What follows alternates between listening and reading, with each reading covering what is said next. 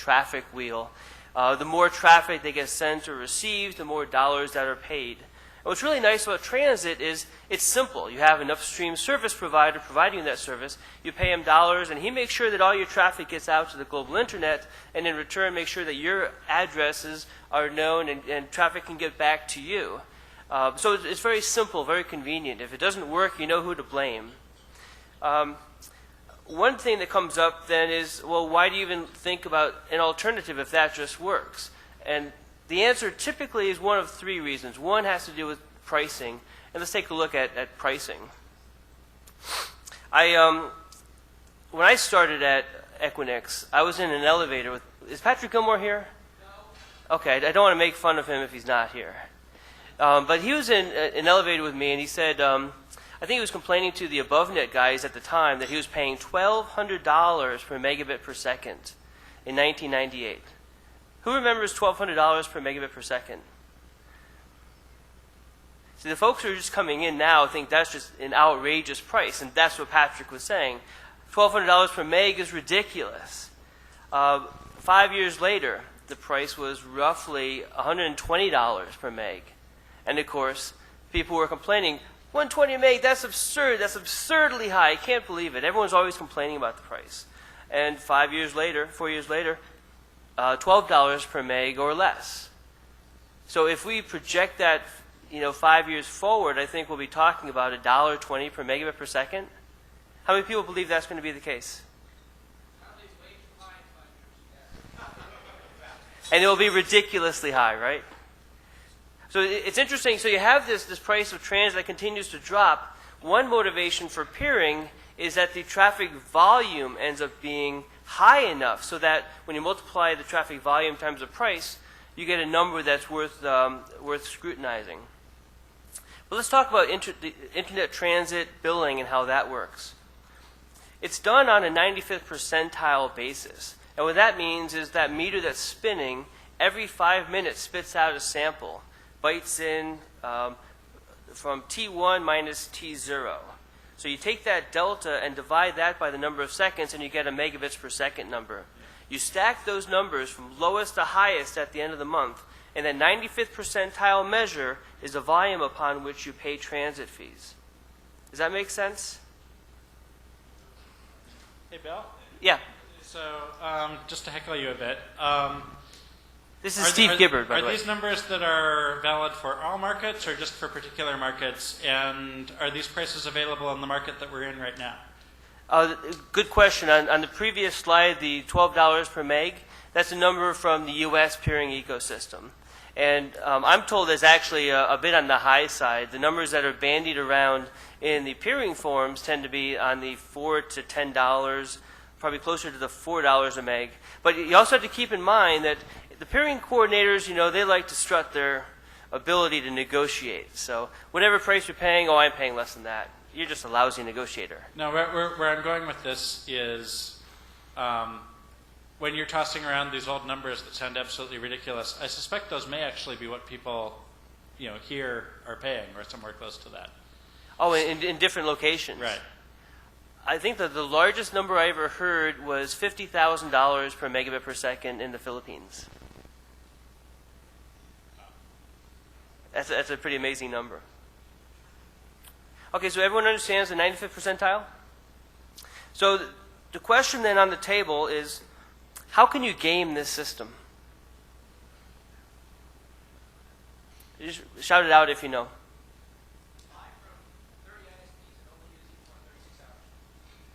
Patrick is here.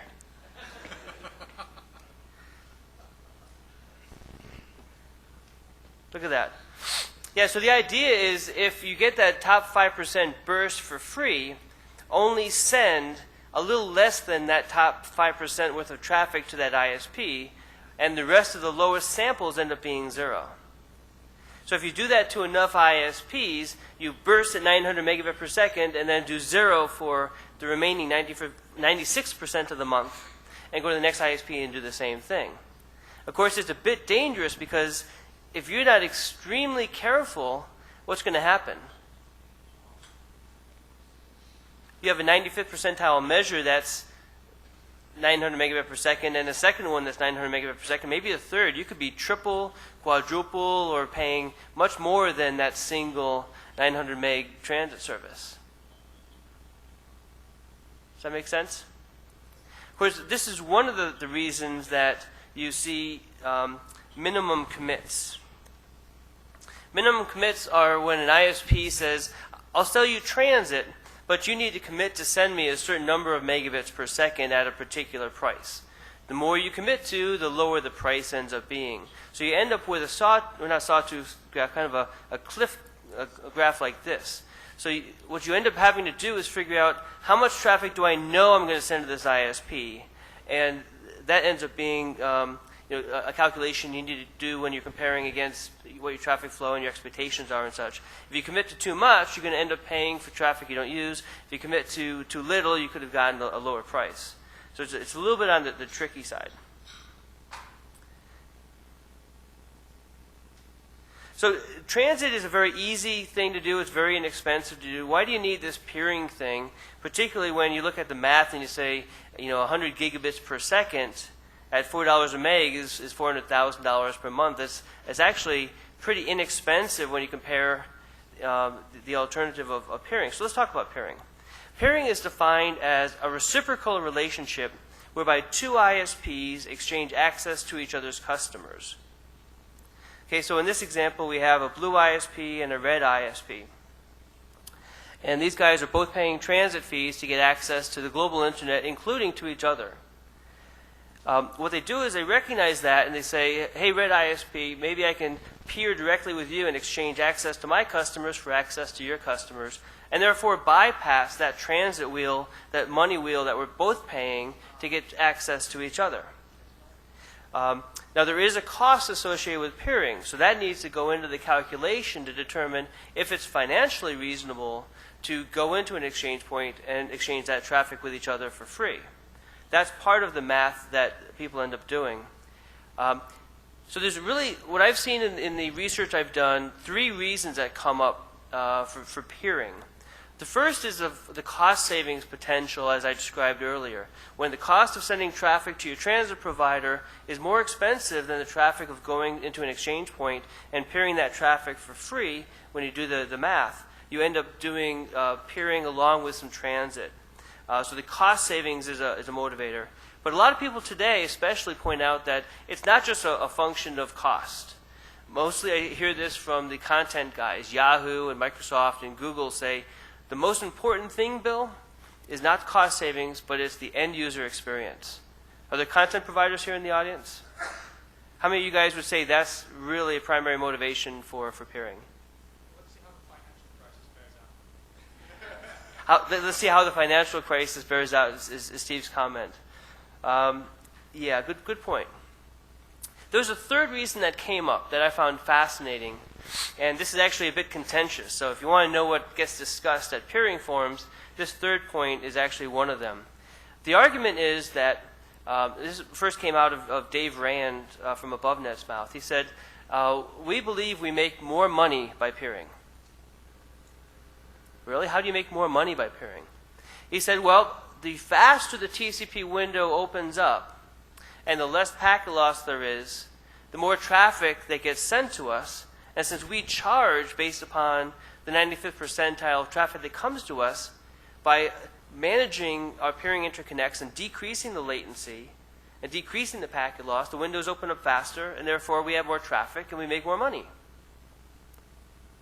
What do you guys think? Hey, Bill? Yeah. There's another, I'm Patrick from Akamai. There's another actual, perhaps more important effect, is when people go to a web page, if it takes 10 seconds to download, they tend to go away from that web page. End user performance. Yes. So the performance benefits equal money, because first of all, if you're a retailer, you get more click-throughs, you get more actual, they call them conversions, when somebody actually buys something. But even if you're just a content provider charging on megabytes or megabits or whatever you're charging on, people stay on the page longer, they look at more things, they download more videos, et cetera, and so you make more money that way.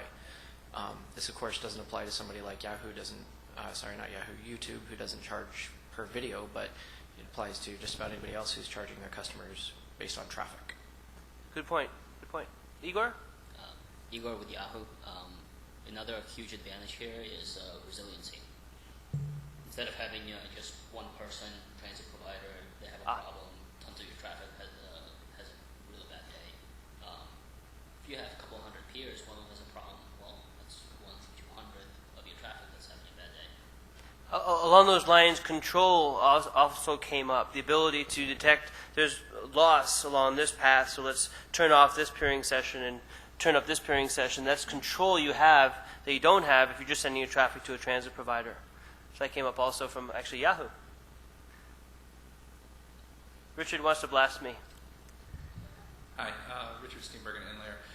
The point that I always made to Dave Rand that I don't think he understood was that he wasn't seeing packet loss, he was seeing a shorter AS path, and therefore all his multi-home customers now, without tuning anything or really having an idea of what traffic they were sending, it now looked like a shorter path, and that was what he was actually seeing, and not, there's only so much packet loss out there, and if you're actually seeing packet loss, you're going to know it, and you're going to know it pretty quickly. Thank you for that. Hi, Guy from Limelight. There definitely is a degree of what Richard was saying with the shorter AS path, but we also have noticed that that there are the TCP windowing that you were talking about, where if you turn up to an eyeball network, for example, that only has traffic destined to them, the traffic levels are actually higher when you have the direct connection to them, and theoretically it's because it doesn't have to transit through as many devices, and you have the better connectivity. So there's definitely that for the carrier side, where all of a sudden the AS path matters, but there's also the TCP issue. So they're both a factor. That was actually a fascinating effect. What the peering coordinators told me was they might do the math and see that they have, say, 30 megabits per second on a 45 meg pipe. And when they turn on the peering, it ends up bursting up a bit higher than the anticipated traffic because that path ends up being preferred, probably for the AS path reason that Richard's going to bring up now. No, the reason that they're seeing that is they're doing their calculation based on net flow. And what they're looking at, when you see paths through the internet via BGP, you only see the best path. You don't see all your possible paths. So when you turn up a direct connection, you end up statistically seeing a lot more paths than you do if you're looking at them behind a transit provider, because any people's customers also connect to other providers. Most of the internet is multi-home, so you're seeing more paths. There's nothing about going through more routers that causes TCP to slow down. That's garbage. Interesting. This is why I do the stepwise refinement on the white papers. That's a great point, Richard. Thank you. Okay, so there are two key points that need to be made about peering. First is that peering is not transitive. And what I mean by that is if a blue ISP, let's see, I think I skipped forward. Okay, well, I think the picture will come up in a second. If a blue ISP, whatever. Peering is not transitive. If two ISPs are peering with each other and the middle ISP has a peering relationship with somebody else, it does not imply that these two endpoints can go through the middle guy to get to the top guy. Peering is not a transitive relationship. And as such, peering is not a perfect substitute for transit. Does that make sense? Particularly for those people who are just getting introduced to these topics, it is very important that you acknowledge that point. Peering and transit are two fundamentally different things. Okay, so let's take a look at this last piece here. I'm going to introduce how these definitions fit into the global internet peering ecosystem. First, the definition.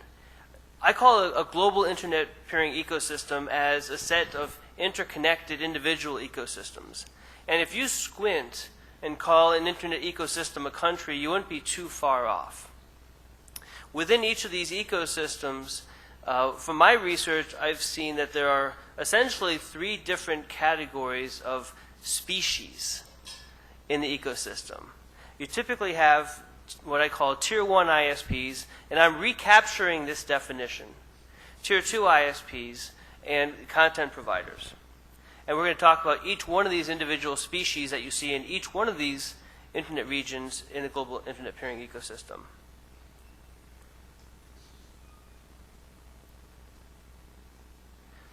The first one's a Tier 1 ISP, and I'm recapturing this definition.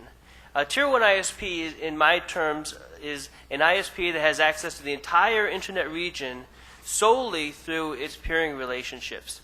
That is, by definition, a Tier 1 ISP does not buy transit from anybody in order to get to all the destinations within that internet region. As a result, the motivation for a Tier 1 ISP is to not peer with anybody else, to not buy transit from anybody else, but really to protect that marketplace that they pretty much own. So the motivation is not to peer, and this is articulated in a restrictive peering policy. Essentially, the answer to a peering request is no. Tier 2 ISPs are everybody else in the internet peering ecosystem in that region that have to buy transit from somebody in order to get access to some part of the internet region. As a result, these guys have the motivation to peer to reduce their transit fees. As a result of that, the motivation in the Tier 2 crowd is to peer away as much traffic as possible, or peer away traffic that makes sense for them based upon performance or financial reasons. You tend to see here a selective peering policy, which means we want to peer with you, but you need to meet some prerequisites, or an open peering policy, which means we will peer with anybody. This is what Yahoo and most of the content guys do. This is what a lot of the Tier 2 guys end up doing. We will peer openly with anybody. These folks are affectionately referred to as peering sluts. The third category are content providers. These are guys who do not sell internet transit in the region. They're primarily focused on generating the content, and as a result, their traffic and their dollars end up going up in the peering ecosystem. They generally will be seen as having a no peering policy, meaning we don't peer. We simply buy transit. Why bother doing anything else? So you tie all these things together, and you have the ecosystem over here. And it's interesting to note that every ecosystem I've studied is pretty much like what you see over here. The traffic ends up flowing up or within these individual clouds, in some cases between the Tier 2 ISPs and the content providers. But the nice thing to be, if you're a Tier 1, is a lot of this traffic ends up going up and a lot of the dollars end up going up. You're pretty much ruling the roost if you're a Tier 1 ISP by these definitions. Okay, so let's take a quick quiz and migrate over to Kevin's piece.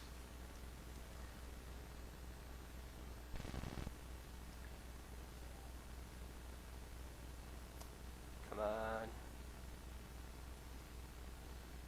Did this thing freeze?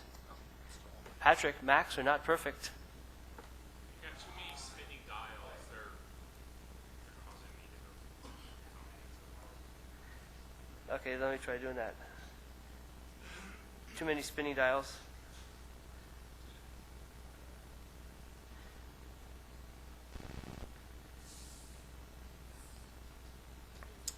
Okay, who can tell me the definition of transit? Just shout it out.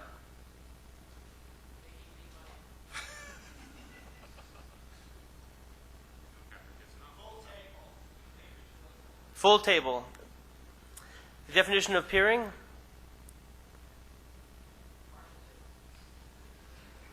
No, not partial table. You could have partial transit. What's the definition of peering? What? It's not a truck. It's tubes. Agreement between two providers to exchange tables of their customers and their space. Excellent. The definition of an open peering policy. Very good. Yes. Definition of a selective peering policy. No. Maybe. Definition of a restrictive peering policy. Actually, selective peering policy is no when I don't want to say that to you. This is one of the conversations that does also happen in the peering forums. Okay, and here we have a sample peering ecosystem that consists of two Tier 1 ISPs within one internet region, ISP X and ISP Y. ISP X has a downstream ISP called ISP A, ISP Y is a Tier 1 ISP who has a downstream called ISP B. ISP B in this ecosystem has a content provider customer at the bottom. You see the dollars indicate who is getting paid for the traffic that gets sent through this ecosystem. So let's ask you a couple of questions. What's going to happen when ISP B asks for peering from ISP Y? What's the answer going to be? I couldn't hear. Why will it be no? Because he'll be losing money. That's right. He prefers the dollars that he's getting from the traffic that is going through that particular pipe. So the answer will most likely be no. What happens when the content provider who's downstream says, I'm not one of your customers, will you peer with me? What's the answer likely to be?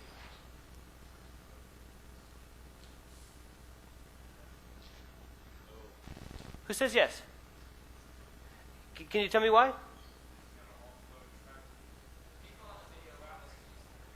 Hey, do I use the microphone or?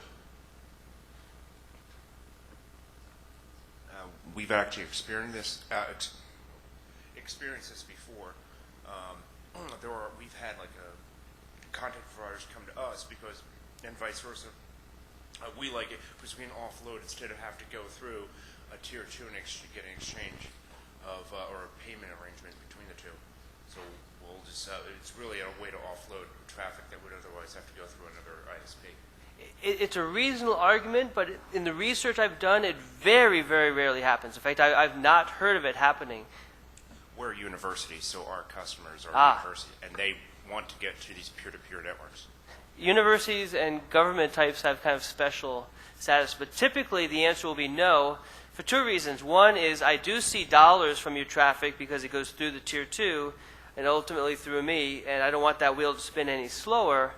But also because if I peer with you, I'm going to be pissing off my customer because he's not getting that revenue from that peering connection. So how about if ISP A says to ISP Y, I'd like to peer with you? What's the answer likely to be? Yes. Who says yes? Could you explain why?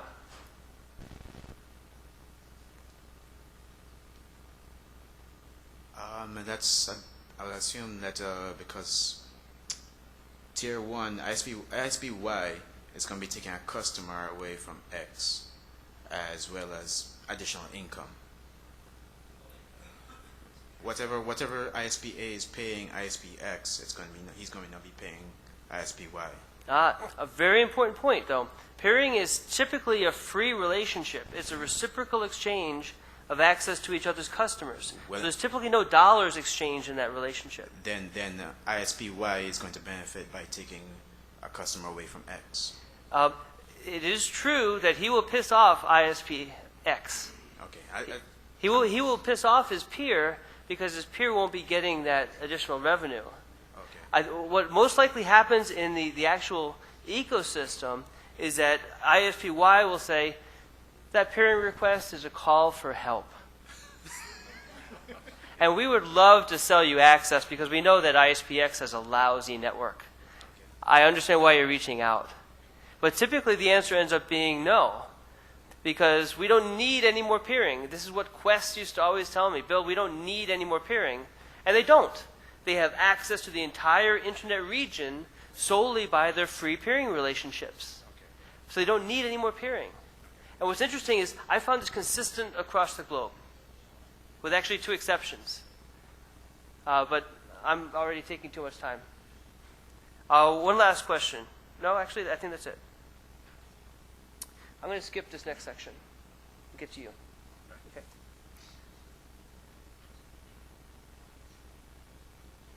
Go ahead.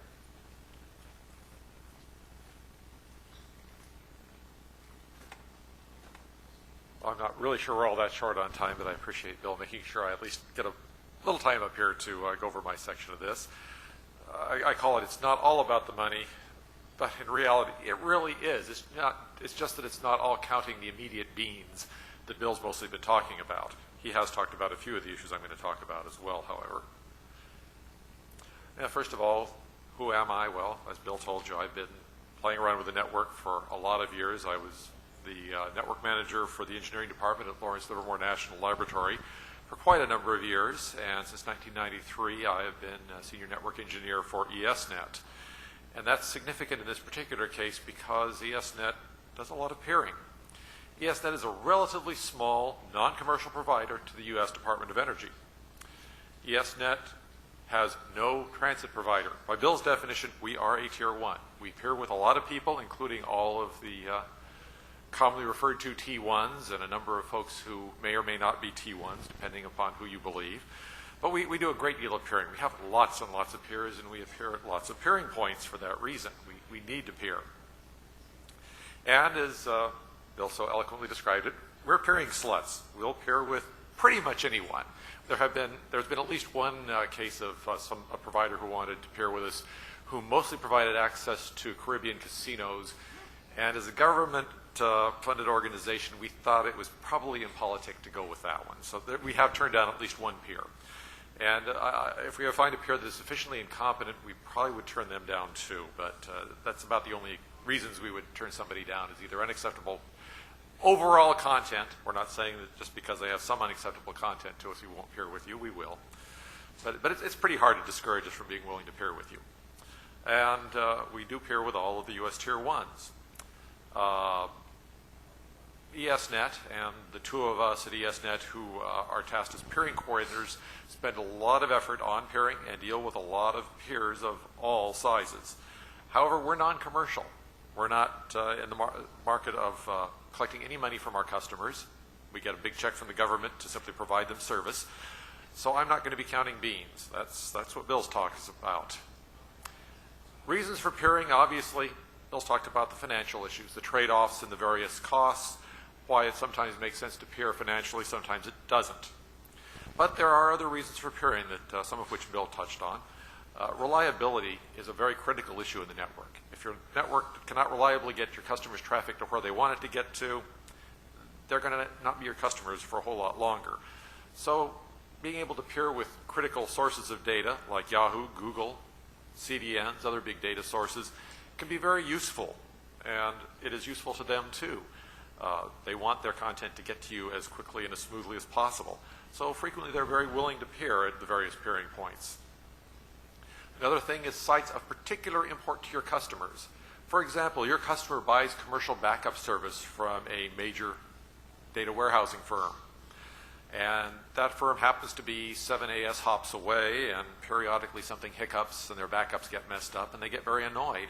Well, if you can peer directly with either the content provider, or I should say the backup provider, or their ISP, you suddenly cut that much, much shorter and your reliability goes up a lot. And that could make a difference between keeping a customer and losing a customer.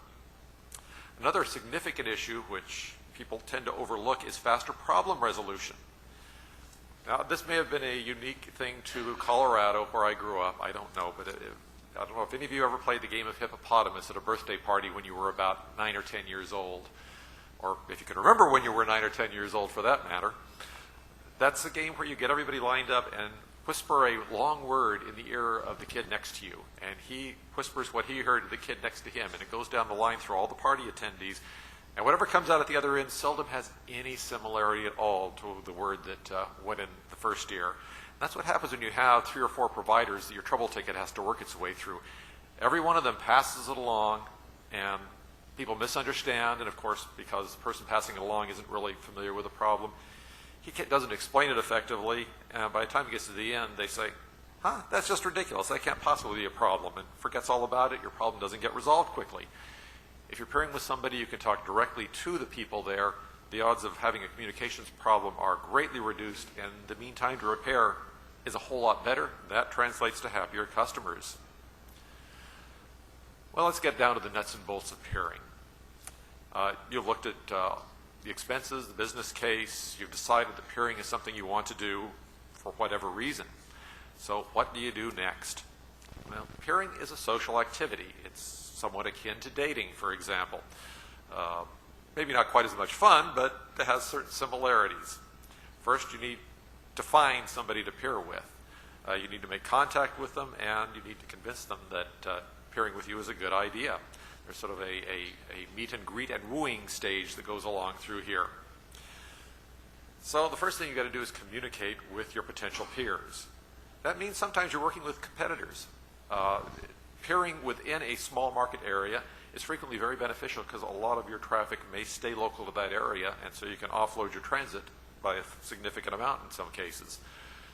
So talking to your peers is good, and it's convenient that a lot of the smaller local exchange points provide a good opportunity to do exactly that, and most of those are actually pretty inexpensive to work with as well. Decisions on whether to peer with somebody are often as much personal as business.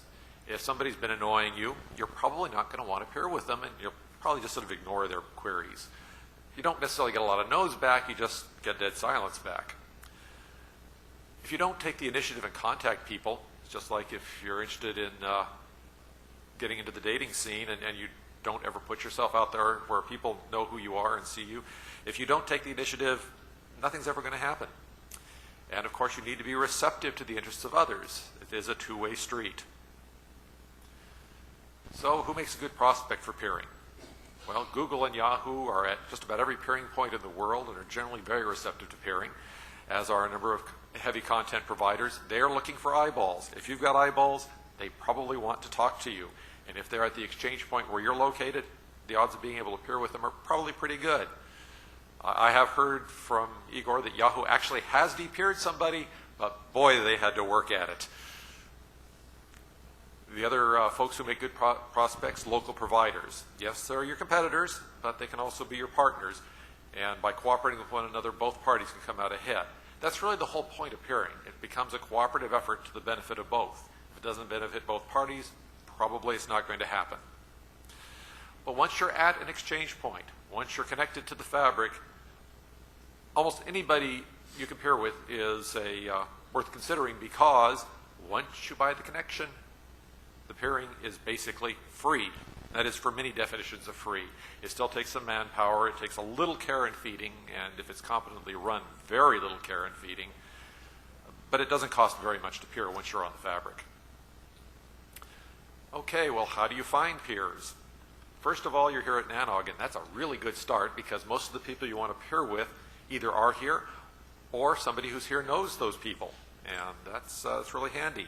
You want to go to the peering BOF. That's its major purpose, is to let people who are interested in peering make contact with one another. Meet people. Talk to people in the back of the room, in the hallways, at breakfast. That's a wonderful opportunity to get to know people and make contact. If people recognize your name, know who you are, they're going to be much more receptive to your peering requests. It just works that way. Another thing you can do is get a list of the people who are available for peering at your peering location. All of the major exchange providers have this list of all the other folks there, and that gives you the information on how to contact them. And you want to take a look at these things and prioritize them based on the amount of bandwidth you expect to be able to exchange with them. After all, the more bandwidth you can offload from your transit, the more money you can save there. And how important those people are to your customers. Is it going to benefit them substantially and therefore benefit you substantially? And of course, finally, you need to make contact with them, which means you've got to find the right person. Number one place to look. I'd like to say the peering BOF, but it's not. It's the peering DB. That's where people who want to peer put out their information, let you know who the contact is, how to contact them, what their basic peering information is. If you're not interested in peering, you may not be in the peering DB, but if you are, you really need to be there. It's free, it doesn't cost you anything. Go there, put your information in there. It's a good way to get contact with people who want to peer. The Exchange Point web pages have information on potential peers. The Exchange Points typically have mailing lists you can send to. Don't expect great return from this, but it doesn't hurt anything. Just don't annoy people. Face-to-face, that's really high on the list. Look around you, look for people who might be interested in peering with, and talk to them. There's no better opportunity than when you're right here at Nanog for that sort of face-to-face introduction, and it's probably the most effective way to get people to peer. In fact, I've set up a new peering with somebody right here since I got to Nanog. Actually, 2 peerings with them, one for IPv4 and one for IPv6. And we don't set up a lot of IPv6 peerings, so that's really good news for us. And introductions. Work with your colleagues. The people you know people you don't know, so they can get you together with them. Once again, it's a very social operation. Once you've made contact, you've got to work the sale. You've got to do the wooing. First of all, when you send out cold messages, don't expect a huge response, but since peering costs almost nothing, any return at all is a win. However, you don't want to send out repeated cold messages. That just annoys people and probably guarantees they're never going to peer with you, and maybe just puts you in their kill file and they never see your mail again. So stick to one mail message to any provider, at least at first. However, you can follow up in other ways and places, like here at Nanog. You can be imaginative in your approach, but don't be so imaginative you're irritating to people. And if in doubt, ask someone you know and trust if this approach seems reasonable to them. If they say, "Oh, geez, that's awful," probably you don't want to do it. You need to sell yourself as a peer. What are your assets you provide as a peer? And get a look at those honestly. Why would you want to peer with you might be a good place to start. What do you have that would make you as a potential peer interested in peering with you? Well, everybody in these things tends to exaggerate a little bit, just, like when you're dating or something. You still don't want to flat out make untrue claims. People are going to notice before long, and that will have very bad long-term effects. Don't boast, be friendly. You need to both sound and be competent. No peer is happy if they have to babysit the peering all the time. You need to have something that can be brought up and run and basically need very little attention, because once you start taking an engineer's time, it's costing money, and suddenly free isn't free anymore. And also keep it low key. This is not high pressure sales time. You're not selling used cars. So don't push really hard. Once again, you annoy people. Common prerequisites for peering. And none of these are things that all sites or all peers will have, or even most peers, but there are things that are commonly required by people for peering. Top of the list is a 24/7 knock. Many ISPs say, if you don't have a 24/7 knock where we can contact you when there's a problem anytime, we're not going to deal with you. So that's really very important. Many require multiple peerings in geographically diverse locations. Those are going to be the more national operations, of course.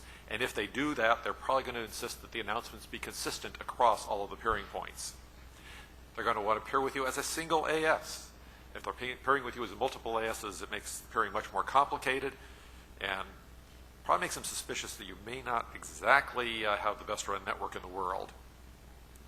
They may have traffic volume minimums. Many of them have very high traffic volume minimums. Those are called tier 1s, by the way.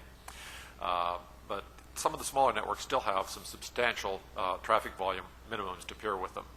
And of course, the last point, which Bill mentioned too, you must not be their customer. They're not going to give you something that you're already paying for. It just doesn't work well for the bottom line. Just because you don't have all those, don't assume that people are going to refuse to peer with you. Very few of the networks, except for the tier 1s, have all of those requirements. Most of them have only a few. Some may have none. It never hurts to ask, even if they do have those requirements. Some are rather flexible, and some are, of course, inflexible, particularly the bigger operations. If you have something a potential peer wants good access to, your odds are even better.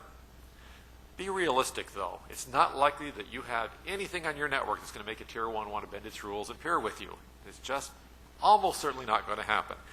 And I say almost because, after all, we do peer with all the T1s, but tier 1s rather. But if you're a commercial provider, your odds are a whole lot worse than mine would have been. And really try to avoid mistakes that could hurt your network's reputation.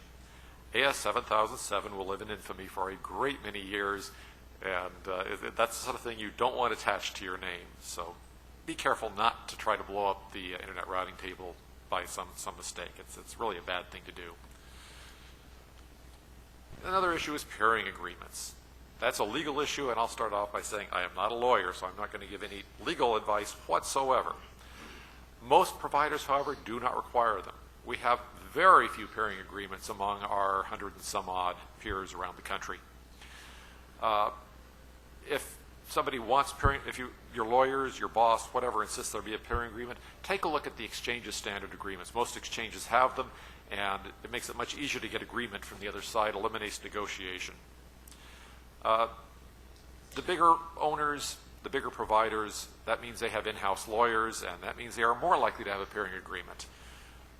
Of course, that means your lawyers have to get involved, and if you don't have a lawyer on your staff, that means you've actually got to pay one or sign something that you may come to regret later.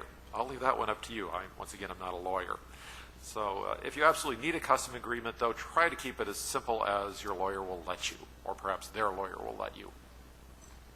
It's not all about BGP, but most of it is. You need to know and understand BGP issues.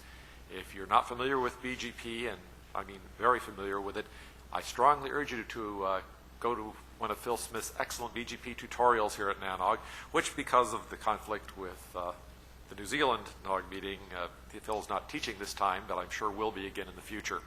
Absolutely worth attending if you're not really comfortable with BGP. And have handy all the information needed for peering, all of which will go in the peering DB if you register there. Your ASN, peering address, contact information, any exchange-specific information such as VLAN ID or PVC. We don't do ATM anymore, though, so forget about the PVC one. Peering agreement procedures, if you really need one, and a list of other peering locations that you might be available at. Finally, there are basically three types of connections that you're going to run into at an exchange. The most common one, the one you probably mostly care about, is fabric peering. It's free, and did I mention it's free? That's a very strong argument for it. It's fast and easy to set up. It's most likely to get a favorable response. Second connection is a private VLAN. It doesn't require a separate interface, but it is a VLAN that connects directly to your peer. This usually means you're going to have a recurring monthly charge for that VLAN that the exchange operator is going to charge you. So it's definitely not free anymore. Plus, there's usually a fairly significant setup charge to create the the VLAN in the first place. It's pretty easy to set up and pretty easy to run, but in most cases, you'll find that financially it's probably not worth it to pay that expense. The third kind is the one you're least likely to use. That's a private connection. That means you've got an interface, they've got an interface, and you run fiber or copper between the two. Many large providers only support this type of connection. It's awfully expensive, and because it not only costs the price of the interconnect, the monthly recurring charge for standing there and not ripping your interconnect out, and it takes up a router port. Router ports aren't free last time I looked, and if they're very large router ports, it can get kind of pricey.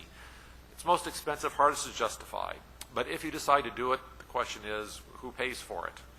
And this is subject to negotiation, but if you're doing multiple peerings, general rule of thumb is one side pays for the first peering, the other side pays for the second, and so on, so that everybody pays for half the cost of those peerings. Still, those are kind of pricey and probably not things you're going to want to do. So there gives you a general overview of the mechanics of getting peering going on a social basis, and how to decide who to look to peer, where you've got a chance, and whether you've got a chance. Because you've got to decide all these things before you pay the expense of putting a router at an inter-exchange location and pulling bandwidth into that location, because that's a fair chunk of change right there. You want to have a pretty good idea you're going to come out ahead in the long term. Don't look necessarily just at tomorrow, but make sure in the long term you're going to come out ahead before you spend those bucks. After all, transit these days, as Bill pointed out, is getting awfully cheap, even if it is ridiculous. And now on to Bill for the wrap-up here. Or going back to the section you skipped, whichever. Yeah, I think that probably makes sense to do, since we seem to have some more time. I promised you 20 minutes, Bill. I did it. Thank you very much. Actually, that's kind of an impressive thing. Very rarely do people come in under the amount of time. All afternoon we've been under the time, Bill. We're on a roll. Okay. So let's take a look at what has happened in the U.S. peering ecosystem. Recall I was speaking about the Tier 1 ISPs, by my definition, the Tier 2s and the Tier 3s. Well, back in, I guess around 2001, the primary upstream ISP for the cable companies in the United States, called At Home, went bankrupt. Now all of a sudden, all the cable companies in the United States needed to fend for themselves from an internet provider perspective. They needed to go buy the solutions for handling email. They needed to operate their own backbones and have on-call staff and really build things up on a matter of 60 days notice, maybe even less.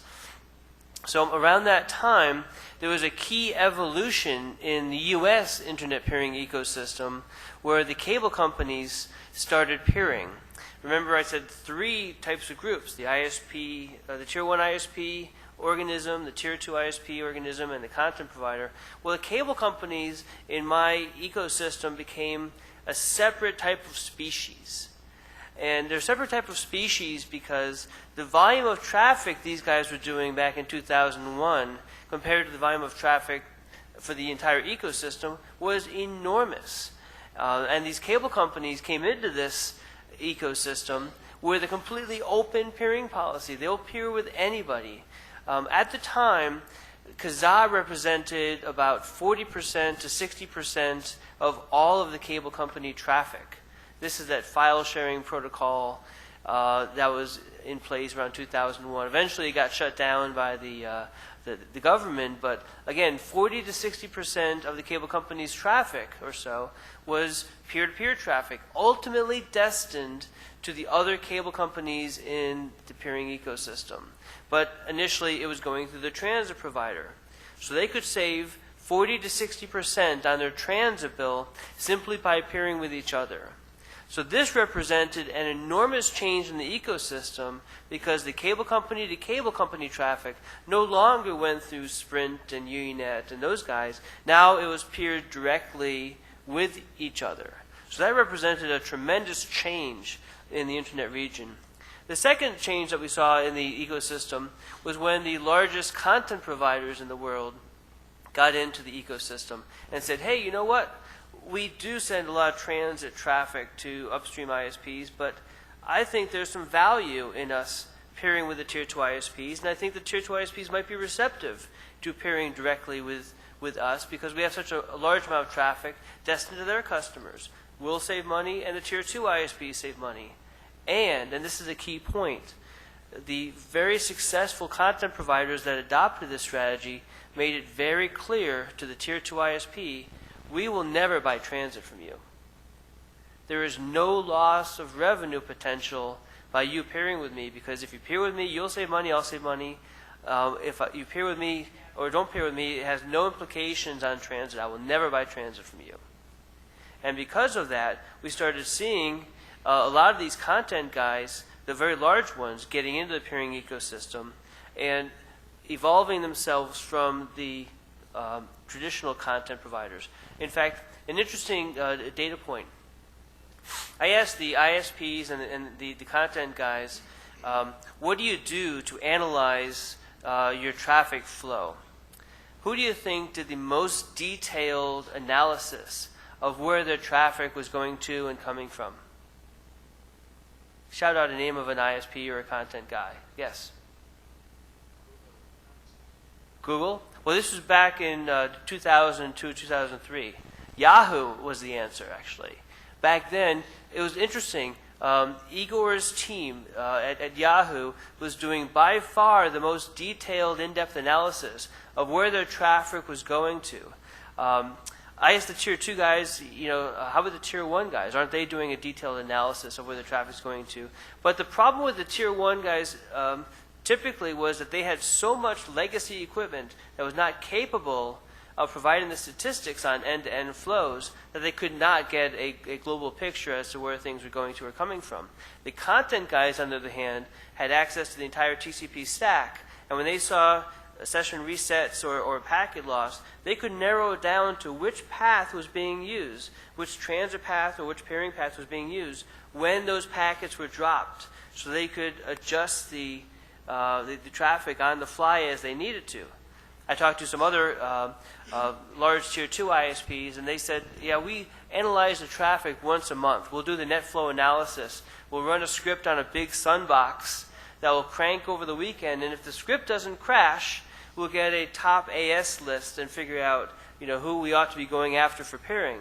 But that's way different, a much larger scale than the granularity of Yahoo saying, we know when packets are dropped and what path they were going across in order to have that packet loss happen. So I thought that was fascinating. The content guys, like Yahoo, were doing by far the most detailed, in-depth analysis of traffic flow. They have an incentive. It's that end user experience that they're focusing on. The third evolution in the ecosystem was when the cable companies started peering directly with the large-scale content guys. And this is a significant evolution because, again, collectively, this is an enormous amount of traffic, and that traffic is, of course, growing over time. All this traffic was being diverted away from the traditional path, which was directly to the Tier 1 ISPs or via the Tier 2 ISPs to the Tier 3 ISPs or cross sessions of peering at the Tier 2 level. So these links, this interconnection in the middle of this cloud, ended up being an enormously impactful change to the traditional internet peering ecosystem. Does that make sense?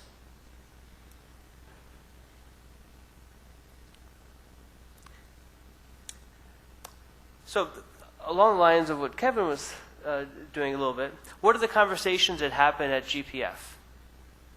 These are some of the ones that you're going to hear. I think a lot of the folks who has this as the first analog that they're attending? Raise your hand. Okay, and how many of you guys are going to the GPF? Okay, perfect. Some of the conversations that you're going to hear coming up are these. Does peering really make sense anymore?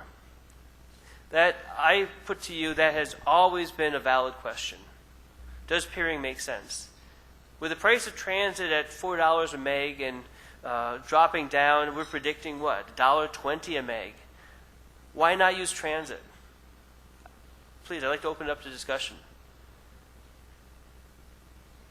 Should we shut down the peering points?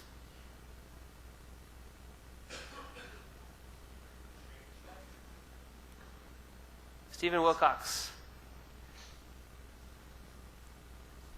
Hi, Bill. Hey. Isn't the cost of peering in transit largely defined by the cost of transporting bits from A to B? So aren't both a function of the transport? So if that's coming down, then the cost of transit's coming down to these crazy levels. But by contrast, isn't also the cost of peering coming down as well? So it's always cheaper at a certain level.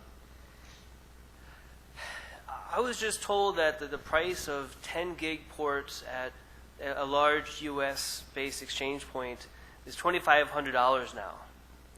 And the price used to be around $12,000 in the US. Yes, that's a tremendous drop.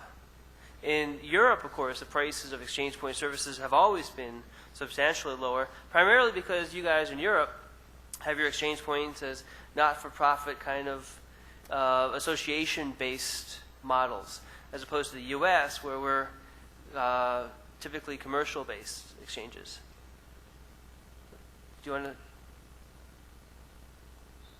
Well, you kind of made the thing there about the costs driving it as well.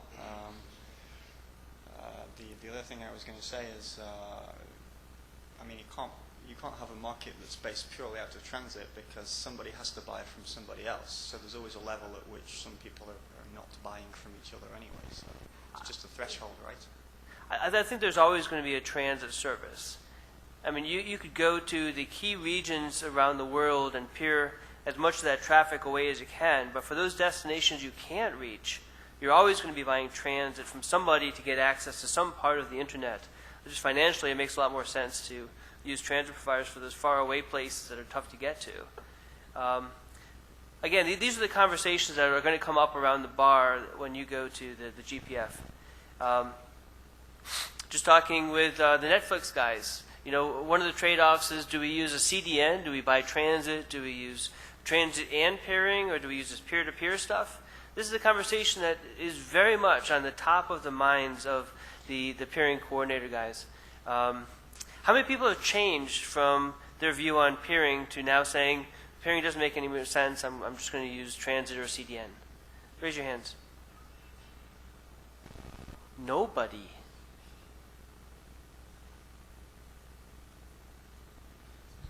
The question, Bill, is why try to frame this in sort of a binary way? Why try to say peering makes sense or transit makes sense? There's economics at work here. There'll always be a point for which it makes sense to peer. There'll always be a point at which it makes sense to buy transit. It depends on your footprint. It depends on the pricing.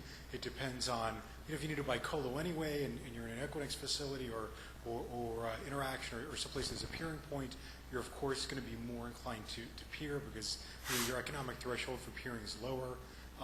So do you believe it's a one-off decision? No, it's not a one-off decision. Or is it a global decision? We are going to do peering and CDN. Again, I think that's really binary. I think the much better way of doing it is to take a more nuanced approach. I mean, there are plenty of folks who have lots and lots of peering but still choose to buy transit in a few places, as you said, because it makes sense to do. I think when you're talking about the amount of money with a big global network that you're talking about, let's say you're a CDN or let's say you're a hosting provider, and that's a great example of someone who has a peering versus transit decision. I think it requires a lot more expertise and a lot more ambiguity than this sort of ascribes to it.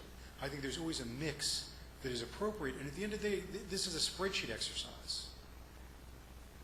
I absolutely agree with you. I think there's always going to be a blend of peering and something else for ISPs who decide to peer. I'm talking more about the content guys who have kind of done the math and said, we've eased into this, we've gone to the 3 locations, we meet the peering prerequisites, but, the story I hear every single time that I have this discussion is when you look at the graph that shows the amount of traffic going to different ASs, it's always the tier 1 guys or the cable guys that are in that top, 30, 40, 50% of my traffic, maybe even more than that. And then it's that long tail that they try and say, I might be able to peer that traffic away. How much will it cost me to peer that traffic away?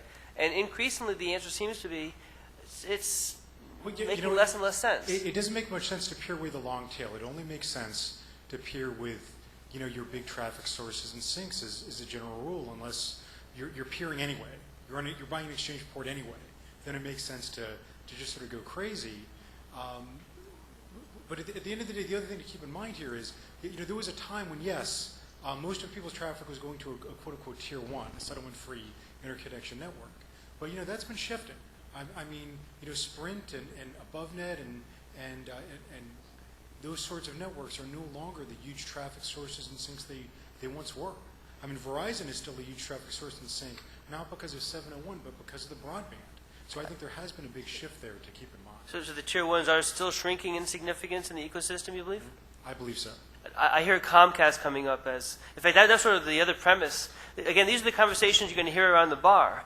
Might it be the case that the cable companies, the last mile guys in the ecosystem, become the new dominant players where the relative, the old tier 1 crowd are relatively insignificant? They'll get your traffic to New Zealand or someplace far away like that, but ultimately maybe it'll be the cable companies that are far more powerful and important in the ecosystem. You act like that's new. That's not what's coming up, Bill. That's what's already happened. Think of all the tier 1s that you know in the United States. Well, most of the tier 1s are United States. All the ones that are still relevant and important because people like Savvis, honestly, are just not that important if you look at your traffic graphs. The ones who are either owned by or own a broadband provider. Verizon, AT&T, NTT America. I like to call them Vario, but Jared will throw something at me. And people like that. So it's too late. The tier 1s already do not matter. If you look at AS3356, it has trivial amount of traffic compared to the downstream cone of AS3356. So in my picture there, that middle blob where the cable companies are pairing with the content companies and the tier 2 ISPs, are you suggesting that is far larger in volume than perhaps the traffic going and traversing the tier 1s? Yes. I'm not suggesting that. Would anybody like to argue otherwise in the entire room? There are lots of people who, like to argue things here. Is anyone here not think that there is more traffic on AS edges that do not include transit-free networks as opposed to AS to AS edges where at least one of them is transit-free? Put simply another way, does anybody think there's more traffic through the tier 1s, or do they think most of the traffic is flattened out? But Patrick, the problem is the AT&T and Verizon broadband. You have to kind of take that away. Yeah, no, I'm specifically only including, 701 counts as a tier 1, 19262 does not. It depends on the size of your network. If you're a small regional player, there's a good chance you're going to see most of the internet behind tier 1s. If you're a big global player, then there's a good chance they're not very important. No, I meant globally. Total amount of traffic on the internet, however many, gigajoules or whatever there are. Nobody knows? Does anybody have an idea, or do you not agree with me, or you have no idea what I asked? I think it's a great question. I think the difficulty is going to be, as Dan says, teasing out what you're calling the eyeball cable companies, broadband networks, or whatever, away from the tier 1 guys. And then, of course, measuring the data is kind of a tricky thing since no one really wants to disclose traffic patterns these days. Okay. Well, all of the large traffic sources are pretty well known. You know, people like Microsoft, Akamai, Limelight, Google, Yahoo. You know, you can name them off the top of your head, and all of them are very clear about the fact that most of their traffic does not go to a tier 1 AS. When the traffic leaves their AS, it does not go to a tier 1 AS.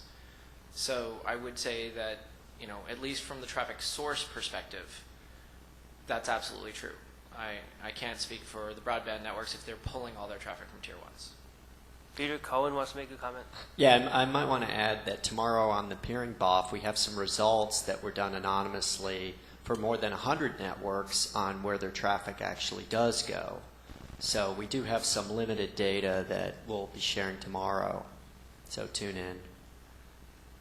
Excellent. So we can argue about that.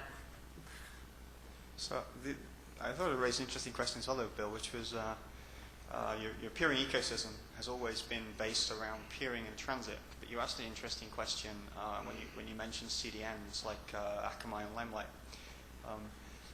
Those guys have become specialists in recent years at having presence all around the world. And there's some parts of the world which are extremely difficult and extremely expensive to go into. Even if you're a large network in Europe, America, or somewhere, there's places that are just hard for you to get into. So I think you might want to watch another aspect of the peering ecosystem, which is the cost of offloading some of your traffic to CDNs, so you end up with a blend of transit, peering, and CDN. I think that's an excellent point, especially as CDNs are carrying just an enormous volume of traffic. I don't have CDNs in this diagram at all. That's a mistake. You're right.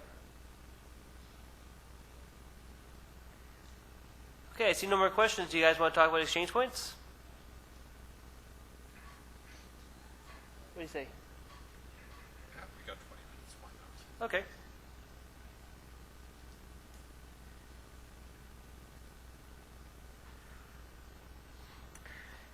Okay, so Internet exchange points are one mechanism for interconnecting networks.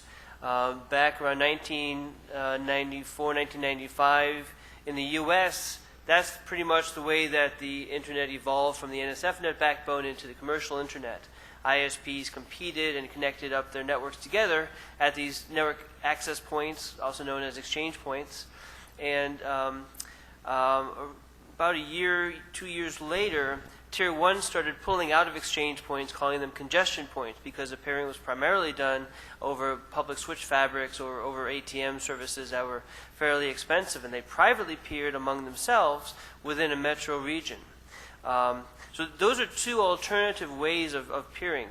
Peer privately outside an exchange point using point-to-point circuits, or peer within an exchange point where you have the choice of privately peering or peering across a peering fabric. As I'm saying that, I'm recognizing too that Stephen Wilcox would probably mention that across Europe you'll peer across a public peering fabric spread across a geographic metro area. That's a slightly different model, and we'll talk about that in just a second too. But primarily within an exchange point or outside of the exchange point. Primarily in the U.S. and I guess across Europe as well, you're seeing much more of the peering happening within the exchange point than outside the exchange point. Check me if I'm wrong on that.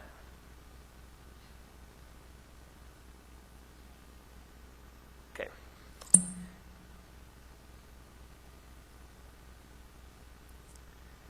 Okay, so one of the features about exchange points is that all exchange points demonstrate what economists call network externality. Does anyone know what network externality is? Network externality is an economist term that means the value of the product or service is proportional to the number of other people using that product or service. So applied to exchange points, if you have an exchange point that has nobody in it, 0 participants, the value of that exchange point to the community is 0. If you have 1 person in an exchange point, what's the value of the exchange point? Zero, because there's nobody to talk to, there's nobody to peer with. But if you get two people into an exchange point, now two ISPs, or a content guy and an ISP, can exchange traffic. So now there's some value in being at that exchange point, namely the value of peering that traffic away or buying or selling transit in that location. You get that third party in, and now these two guys can talk with this one guy, and the one guy can talk to two guys. The value goes even further. In fact, if you generalize that, an exchange point value can be metered, or the value can be metered by n participants being able to peer with n-1 other participants. You divide that by 2 because you don't want to count both sides of the relationship twice. But the point is you have an exponential value of the exchange point as more and more people build into the exchange point. You tend to see the value of an exchange point leveling off when you reach capacity, because there are no more additional people that can build into the exchange point, so the exponential growth can't grow any further. But you do have the ability to increase the size of the pipes between the participants at the exchange point. So it tends to kind of look roughly like that. Now, people can extend this growth curve by doing the European model and getting another co-location center that's connected somehow to the original one, and get more and more participants to continue that exponential growth, and that's the model that they tend to do. But if you sort of generalize it, it tends to look like this. That horizontal line is the cost of exchange point participation. This is the monthly fees that the colo provider would charge and the exchange point operator would charge in order for you to participate at that pairing point. Now, the crossover point is where the cost of transit exactly equals the cost of peering at that exchange point. That's where an ISP will be indifferent between simply buying transit from an upstream and building into the exchange point and paying those fees and then peering traffic away for free with the other participants. But as more and more participants build in the exchange point, more precisely, as more and more unique routes and attractive ISPs and such build in the exchange point, the value of the exchange point grows and grows and grows. And the value can be calculated by measuring the difference between the amount of traffic that you are peering that you would otherwise pay for on a transit relationship and the cost of building in. So you end up charting this out. I think I did the math for the links. And the delta between what links members pay to the links and for co-location fees, it was something like they paid, what, $15,000, Stephen? What's the cost for appearing at the links? Is it £15,000 for the membership fee? $12,000 a year? $2,000 a year. Did that go down substantially?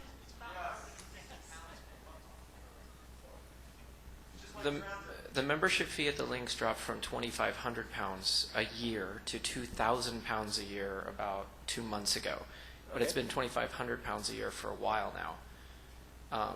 The membership fee at the links is pretty small, and most other European exchanges don't have a membership fee. So that's not a big deal here.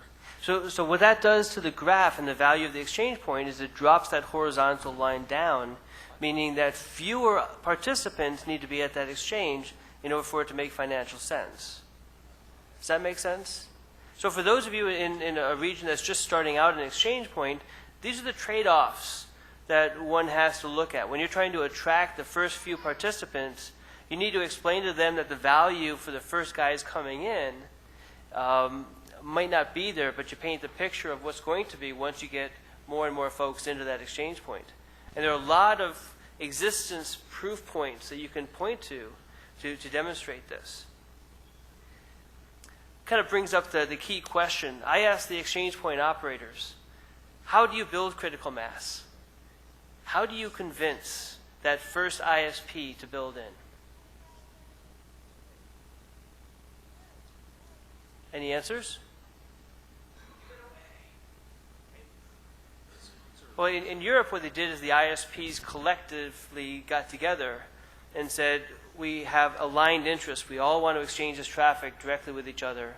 Let's form an industry association and build that exchange point. And what they tend to do in Europe is have the association operate the exchange fabric and then have a neutrality with what co-location provider are being used to host that facility. So having the ISPs themselves start the exchange point is one model.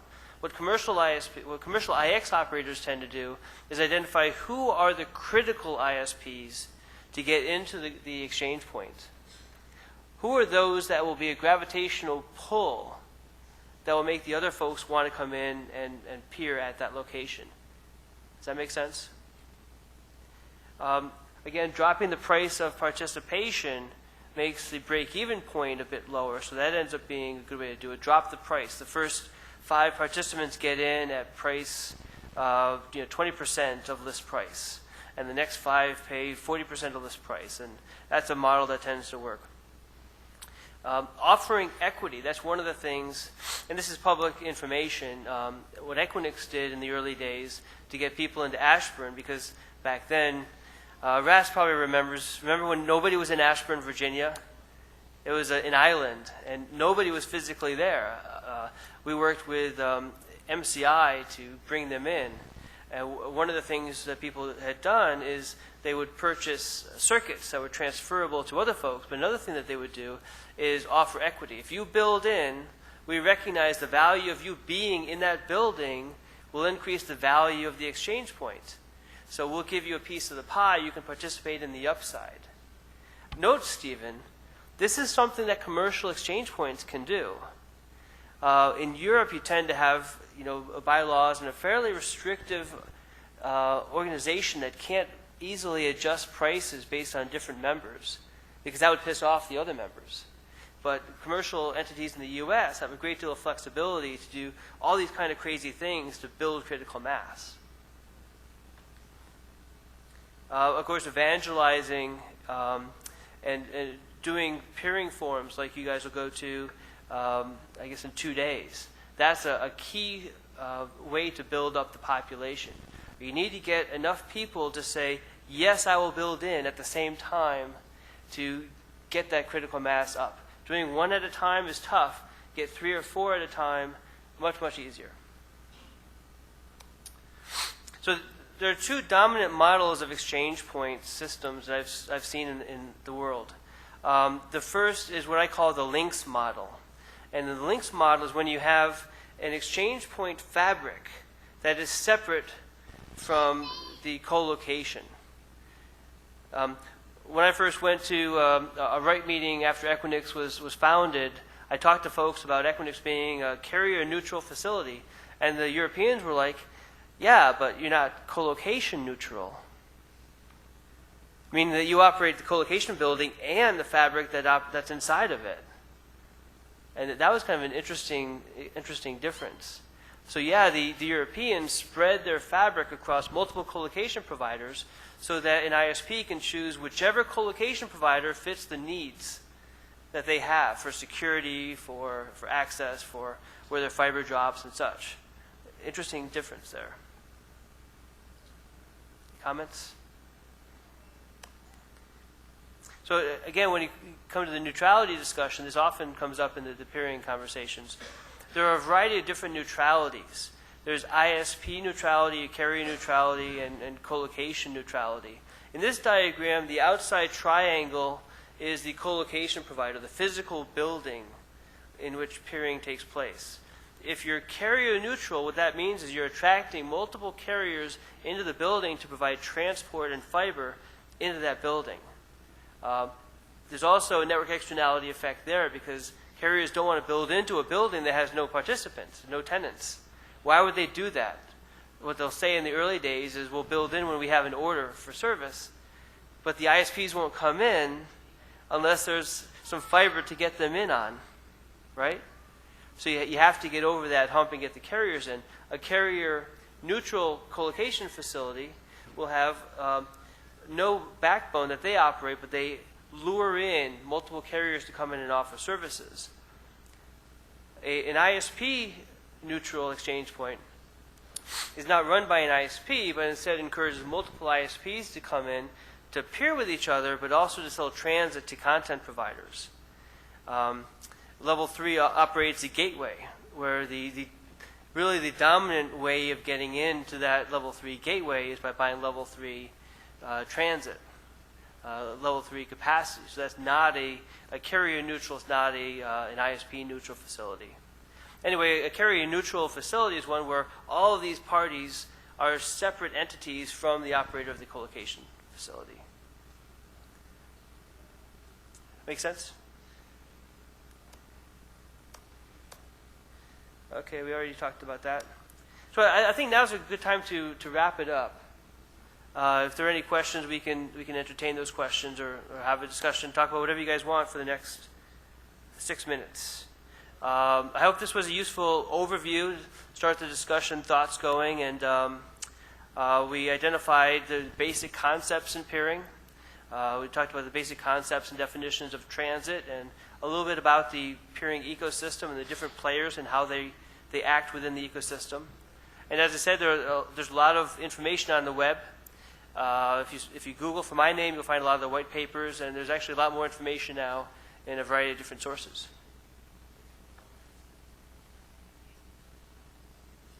Questions? Well, if you don't have any questions, I actually have a couple questions for you guys.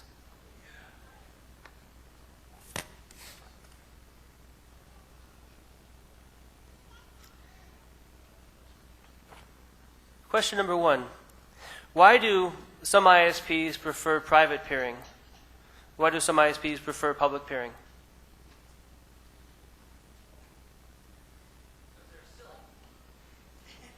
Which one is silly? So, Patrick, you work for Akamai. Akamai is a peering slut. You obviously believe in peering. I'm asking, why is there a preference from some ISPs to peer publicly, and why is there a preference from some ISPs to peer privately? I'm on a roll today, so I figure I'll answer another question.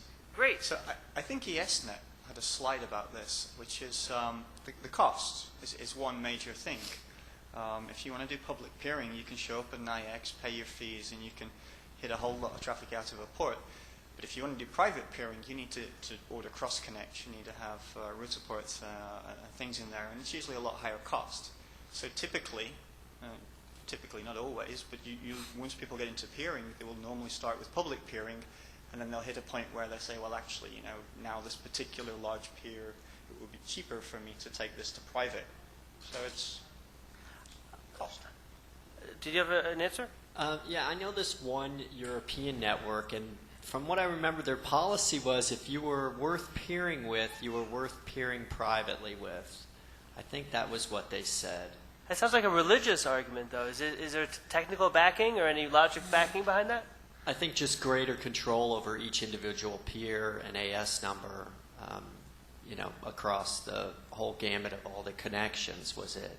Now that one actually came up a lot when I asked this question.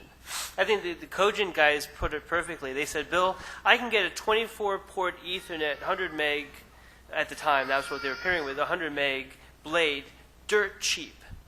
And if I do that, I can do cross connects over to my peering partner, and I can just do SNMP polls. I don't need any of this net flow crap. I just do some SNMP polls to see where I am on the utilization on a per port, per peer basis. And I can go from 100 to 1 gig when I need to, and it's much simpler. He would argue public peering is for the birds. Yeah, I can't speak to those guys. I don't know. I think theirs was acquisition. That's a rational argument, though, isn't it? Yeah, acquisition of used and lots of equipment from acquisitions, what I think was their plan. I think Igor was next, and then we'll go to you, Patrick. So we have a couple of reasons for why we want to do private in some cases, public in others. Link state tracking is a very big thing for us to do private. That's why we do private, because we don't think BFD is quite ready for prime time. And if you care about convergence and faster than BGP sessions timeout, for example, in interface drops, you want to do private. Also, when you do private, there's a much higher likelihood that you actually have visibility of link fullness end-to-end to the peer, versus with a public, yeah, I got 4 gigs of headroom left, they may not. Patrick? So I think that this actually goes back to your idea about peering in general. Private peering, public peering, transit, transport, these are all business tools. Unfortunately, people get into religious arguments. Oh, private is better than public. Oh, public is better than private. Reality of the situation is, at least I hope the reality of the situation is, that everybody in this room is here to make money. And the tools you use should either save you or make you money. And if you're not using the right tool, or if you're using private because you have some religious argument around it, and it's costing you more money than you're making in extra fees from your customers because you have better performance or something like that, and if you haven't actually measured it, if you just think this because Peter told you that back when he worked at Telia, then you need to have your head examined and somebody else needs to run your company. I should mention that peering coordinators are opinionated too. And if you're listening to anything that Peter said, you need to have your head examined, period. Yes. So there are reasons. Igor listed some of the reasons. There are other reasons to use private peering. However cheap exchange ports are, they're usually not 100% free, at least not usually. So if you are peering at Equinix or Lynx or something and you have 4 10-gig ports and you find out that 11 or 8 or something gigs of that is going to one peer, it makes perfect financial sense, ignoring all the performance reasons, to pull this person off onto a private peering link. So you make those kind of calculations. On the flip side, the question about performance versus, the extra OPEX and CAPEX of having a port, a 10-gig port to push 500 megs to a peer comes into question. But these are all questions that only you can answer, because only you run your network, only you know what your customers are paying you for, only you know what equipment you're buying, only you know how much you pay your engineers. So these are all questions that you need to answer internal to your own company based on your own economics. Or at least that's the way, my opinionated self thinks. And you're welcome to tell me I'm insane that you'd rather do it and lose money. I just want to echo what Patrick is saying. If you're doing 4 or 5 megs to this one particular peer, but you have it up, odds are private peering will be way not cost effective. Well, the long and short of it is the cost to peer on an exchange, the hardware to do that is not any cheaper than when you use the same hardware to do a PNI. So what you're hoping for is statistical multiplexing. You're hoping you can put multiple peers together on one port and save you money. And it very simply is a question of how much traffic am I doing to this peer in relationship to the capacity of the port. And if you're doing more than 10% of your capacity to one particular peer, or whatever the case may be, depending on your economics and the cost of the port, then it no longer makes sense. So it's a very simple math problem. You mentioned 10%. I seem to remember Ren's here. At some point, there was a kind of a rule of thumb where some folks would say, as soon as you reach 40% of your capacity on the public peering fabric, you agree to migrate me off to a private. And the rationale was, I can't see how much overloading you're doing on your public peering fabric, so we may have some traffic going back and forth that's just fine until you oversaturate your public link. So by contractually obligating you to migrate me to privates once you reach 40%, you avoid that problem. Do I remember that correctly? It wasn't you. Okay, somebody else? Is that what you were thinking of with your 10% number? Well, I'm not saying put that in a contract, because honestly, how are you going to enforce that? And the reality is that all of us at one point or another has had something happen where we've overrun our exchange port, and the reason that we didn't put in a second exchange port was probably price. Oh, shoot! Sorry, I didn't see you. So I just wanted to make a quick correction to what Patrick said. Not all of us peering coordinators are in it to make money. We do peer if we happen to be government networks, R&E networks, not-for-profit networks. That peering is for a large group of people. So if you happen to be new here and you're not in the business of making money, there's still a reason to peer. And I think Kevin had a lot of the good reasons there to do it, but make or save, but then in the research community we have other reasons why we might do peering, even if it's costing us money, because maybe we have to deliver packets for a particular research thing, and that's the best way to do it. So money isn't always the issue, but it's usually a driving factor. It's a really good point. That comes up an awful lot, especially when I do the math and sort of asking the question if peering makes sense financially with the pricing.